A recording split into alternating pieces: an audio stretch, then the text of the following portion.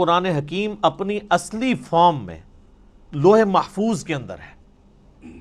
یہ ہمارے ہاتھ میں جو قرآن ہے نا یہ اس کی اتھینٹک کاپی ہے.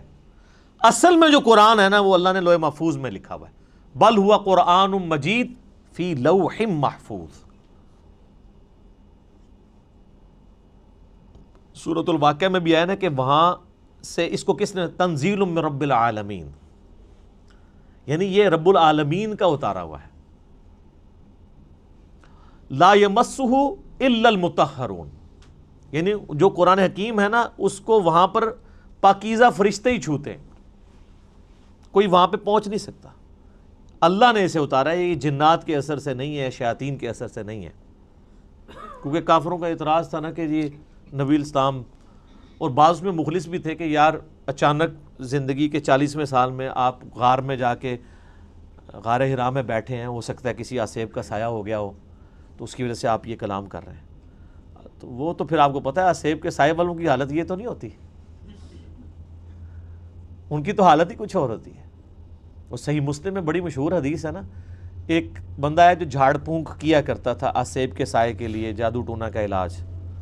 اس کا نام تھا ضماد، عربی میں ضاد میم الف اور دال، اردو میں زماد. کئی مسلمان رکھتے بھی ہیں نام وہ، لیکن وہ جن کے نام زماد ہے نا ان کو پوچھے نا کہ نام آیا کہاں سے ہے، ان بیچاروں کو مسلم شریف کی حدیث نہیں پتا ہوگی کہ زماد ہے کون تھا. وہ جھاڑ پھونک کیا کرتا تھا. مکے آیا تو اس نے سنا کہ یہاں پہ ایک شخص ہے کہ جو بڑا ایک ڈائنامک اس کی لائف تھی، یعنی وہ سب کی آنکھوں کا تارا تھا، ایک کامیاب تاجر بھی تھا اور لوگ اس کے پاس امانتیں رکھواتے تھے، بڑا زبردست، یعنی وہ ایک سمجھ لیں کہ اس معاشرے کے ایلیٹ طبقہ تھا. تو اچانک اس کو کچھ ہو گیا اور لوگ پریشان ہیں. ظاہر ہے جس نے 40 سال تک کوئی بات ہی نہ کی ہو اس ٹاپک پہ، اور اب وہ کہے کہ میں اللہ کا پیغمبر ہوں، مجھ پہ یہ کلام نازل ہوا، تو لوگ تو پریشان ہو جائیں گے. تو اس نے کہا کہ میں جھاڑ پھونک جانتا ہوں، اگر تم مجھے اس کے پاس لے جاؤ تو مجھے امید ہے کہ میں اس کا علاج کر لوں گا. اس کو کیا پتا تھا کہ علاج اس کا نہیں، اس کا اپنا ہو جائے گا. تو لوگ اسے لے گئے نبی الاسلام کے پاس. تو آپ صلی اللہ علیہ وآلہ وسلم سے اس نے کہا کہ میں آپ کا علاج کر سکتا ہوں، آپ بتائیں کہ آپ کے ساتھ کیا ایشو ہے، تو اپنا مسئلہ بیان کریں. تو آپ صلی اللہ علیہ وآلہ وسلم نے نا کوئی بات نہیں کی، قرآن بھی نہیں پڑھا. آپ جو تقریر سے پہلے خطبہ دیتے تھے نا، آپ نے بس وہ پڑھا، ان الحمد للہ نحمدہ ونستعینہ ونستغفرہ ونعوذ باللہ من شرور انفسنا ومن سیئات اعمالنا من یہدہ اللہ فلا مضل لہ ومن یضلل فلا ہادی لہ واشہد ان لا الہ الا اللہ وحدہ لا شریک لہ واشہد ان محمدا عبدہ ورسولہ. اب یہ کاش آپ کو عربی آتی ہوتی تو آپ کو پتا ہوتا کہ آپ نے کیا پڑھا ہے صلی اللہ علیہ وآلہ وسلم. تو اس نے جب سنا تو وہ ہل گیا. اس نے کہا جی ایک بار ذرا پھر سنائیں. دوسری بار، تیسری بار اس نے کہا جی میں گواہی دیتا ہوں کہ آپ اللہ کے پیغمبر ہیں، اپنا ہاتھ بڑھائیں اور مجھے مسلمان کریں.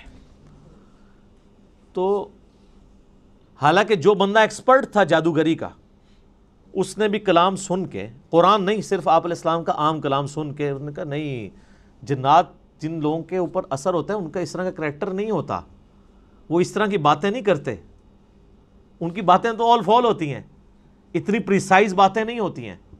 پھر نبی علیہ السلام کی مبارک ذات کا ایک روب بھی تھا. جو بندہ جادو کا ان ساری چیزوں کا ایکسپرٹ تھا اس نے ڈکلیئر کر دیا کہ جادوگر نہیں ہے. اور جو جہلات ہے جن کو جادو کا، آسیب کا الف بے بھی نہیں پتا تھا، وہ لوگ نبی الاسلام کو اس کے بعد بھی جادوگر کہتے رہے، نعوذ باللہ. ان کی قسمت میں ہدایت نہیں تھی نا. ہونا تو چاہیے تھا کہ جب ایکسپرٹ نے مان لیا کہ نہیں ہے تو تم لوگوں کو تو پتہ ہی نہیں یہ فیلڈ ہے کہ نہیں، تم خواہ خواہ کہتے ہو. جیسے معذرت کے ساتھ آج کی دنیا میں آپ کو مثال دوں، میرے بارے میں علماء کہتے ہیں جاہل ہے، اس کو تو عربی بھی نہیں آتی، اس کو تو پڑھنا ہی کچھ نہیں آتا، وہ قرآن دیکھ کے بھی غلط پڑھتا ہے، وہ پڑھ ہی نہیں سکتا. ٹھیک ہے آپ کہتے رہے، تو جو سن رہے ہیں ان کو نہیں پتا کیا ہو رہا ہے. تو ہم ان باتوں کا بھی جواب نہیں دیتے. ہم کہتے ہیں ٹھیک ہے یار، آپ نے ہمیں جج کرنا ہے، ہماری ویڈیوز آپ کے سامنے ہیں، آپ ان کو دیکھیں اور جج کریں، آپ کو پتہ چل جائے گا سچائی کیا ہے، جھوٹ کیا ہے، غلط کیا ہے، آپ کو سب کچھ پتہ چل جائے گا. تو یہ میرے بھائیوں، یعنی یہ جو آواز حق کے لیے بلند ہوتی ہے نا، اس کے ساتھ ہمیشہ اس طریقے سے یعنی لوگ مسچیف کرنے کی کوشش کرتے ہیں، لوگ یعنی غلط طریقے سے حق کی آواز کو دبانے کی کوشش کرتے ہیں، لیکن اللہ تعالیٰ نے جو آواز اٹھانی ہوتی ہے وہ اللہ تعالیٰ اٹھا دیتا ہے، ٹھیک ہے. یعنی اب یہ بھی پوائنٹ ایک اتنا بڑا پوائنٹ ہے کہ یعنی اس کے اوپر ڈسکشن ہو سکتی ہے کہ قرآن حکیم اللہ تعالیٰ نے لوح محفوظ میں رکھا ہوا ہے اور اپنے اصلی حالت میں یہ ہمارے پاس یہ کاپی ہے. کتنی بڑی خوش نصیبی ہے کہ ہمارے پاس وہ کتاب ہے کہ جو اوریجنل کتاب لوح محفوظ میں ہے. سورہ زخرف کے سٹارٹ میں بھی آیا نا، اللہ تعالیٰ نے فرمایا کہ یہ کتاب جو ہے ام الکتاب، کتابوں کی ماں، اللہ کی ہارڈ ڈسک لوح محفوظ کے اندر ہمارے پاس ہے. اور یہ یاد رکھیے گا، یہ مصحف جس ترتیب میں ہمارے پاس موجود ہے نا، اسی ترتیب میں لوح محفوظ پہ لکھا ہوا ہے، اگرچہ اس کی ترتیب نزول یہ نہیں ہے. مصحف کی ترتیب آپ پتہ نا، سورۃ العلق کی پہلی 5 آیات نازل ہوئی ہیں، وہ تو پارہ نمبر 30 میں ہے. سورہ بقرہ جو ہے وہ اس وقت نازل ہوئی ہے جب 2/3 قرآن نازل ہو چکا ہوا تھا، مکی قرآن وہ شروع میں ہے. لیکن اللہ کے پاس لوح محفوظ میں اسی ترتیب میں ہے، وہ اللہ تعالیٰ نے اس کتاب کو سرکمسٹانسز کے اوپر نازل کیا ہے. اور یہ اس قرآن کی سب سے بڑی خوبی ہے جو کسی اور الہامی کتاب میں نہیں ہے، کہ جو سرکمسٹانسز کے اوپر نازل ہوئی ہے اور مسلسل 23 سال تک.